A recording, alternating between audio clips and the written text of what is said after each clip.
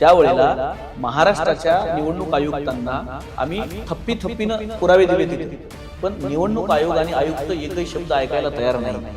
आजचा तरुण हा भाजपला कंटाळलाय. त्यानं 14ला मोदीला मतदान टाकलं होतं ना आजच्या दिनासाठी, तो मोदीला आता कबरेच्या खालच्या शिव्या घालतो ग्रामीण भागातला तरुण, की एकाच घरामध्ये 288 मतदार आहेत एका घरात.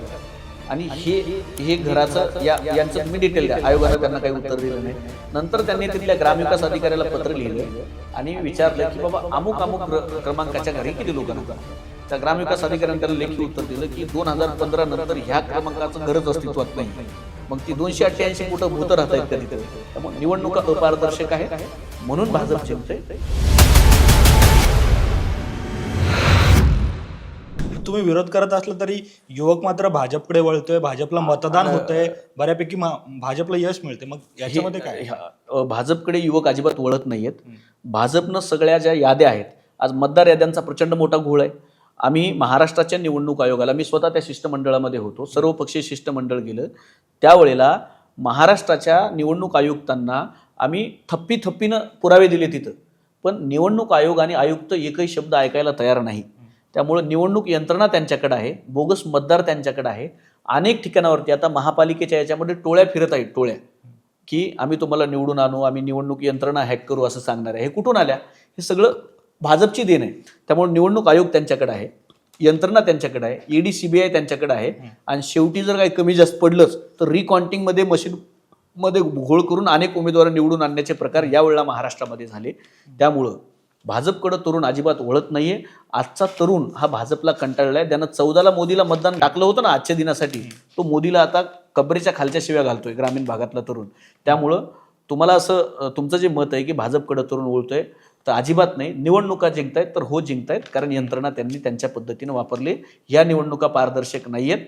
निवडणुका पारदर्शक त्यांनी घ्याव्यात. बॅलेट पेपरवरती घेऊन बघा म्हणावं त्यांना, मग कळेल त्यांना. त्यामुळे निवडणुका अपारदर्शक आहेत, म्हणून भाजप जिंकते. तरुण त्यांच्याकडे वळत नाहीये. तरुण, शेतकरी, महिला सगळे भाजपच्या विरोधात आहेत. म्हणजे पण राहुल गांधींनी दिल्लीत पत्रकार परिषद घेऊन जे काही केलं, केंद्रीय आयोगाने सुद्धा राहुल गांधींना मग त्याला प्रत्युत्तर दिलं. काँग्रेस मग मला म्हणायचं की इलेक्शन झाल्यानंतर काँग्रेसने हे सगळं का केलं? लोकसभेच्या किंवा विधानसभेच्या निवडणुकीच्या आधी महाराष्ट्रातले नेते असतील किंवा देश पातळीवर हे करता आलं असतं. तुमचा मुद्दा बरोबर आहे. मुळात हे असं का घडतंय हे कळायला आम्हाला उशीर लागला. कारण ही जी भाजपची जी स्ट्रॅटेजी होती, लोकसभा संपली आणि भाजप काय आरोप करतं की तुम्ही जिंकून येता तिथं काही म्हणत नाही. म्हणून राहुलजींनी जे महादेवपुराचं जे उदाहरण दिलं, ते काँग्रेसचं सरकार आहे, तिथं काँग्रेसचे खासदार निवडून आले आहेत. पण जो घोळ झाला कशा पद्धतीनं मतदार याद्यामध्ये, म्हणजे हरियाणामध्ये आपण बघितलं असेल, ब्राझीलची मॉडेल यांनी टाकण्याची किमया केलेली होती. त्यामुळं त्याचा अभ्यास करायला वेळ लागला आणि आम्ही डेटा मागितला. आम्हाला लक्षात आल्यावरती डेटा मागितला. निवडणूक आयोगानं आजतागायत दिलेला नाही डेटा, आजतागायत दिला नाही. त्यामुळं ही क्लिष्ट प्रक्रिया आहे. कारण एका लोकसभा मतदारसंघामध्ये 17-18 लाख मतदार आहेत. एका विधानसभा मतदारसंघामध्ये 3 ते 3.5 लाख मतदार आहेत.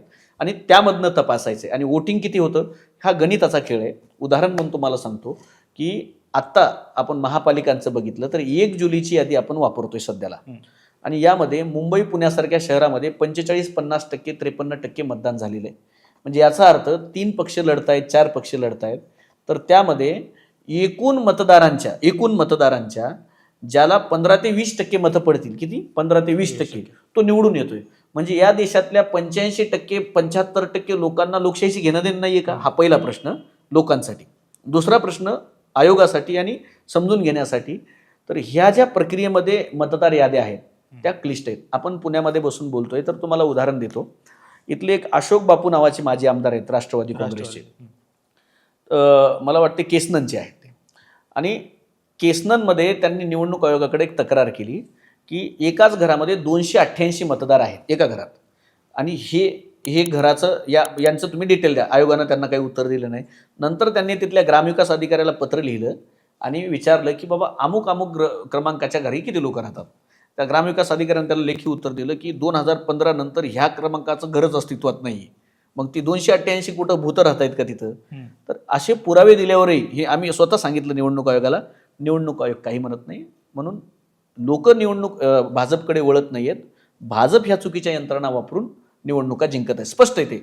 आणि त्याच्या पलीकडे जाऊन 5,000-5,000 रुपये मताला वाटतायत. स्वतः ते सत्तेतले आमदार आहेत निलेश राणे, त्यांनी पकडून दाखवलं नगर परिषदांच्या निवडणुकीमध्ये भाजपच्या लोकांच्या घरामध्ये. त्यामुळे पैशाचा पाऊस पाडून निवडणूक यंत्रणांचा वापर करून बोगस मतदार याद्या आणि बोगस यंत्र वापरून ह्या भाजप सगळ्या निवडणुका जिंकतात.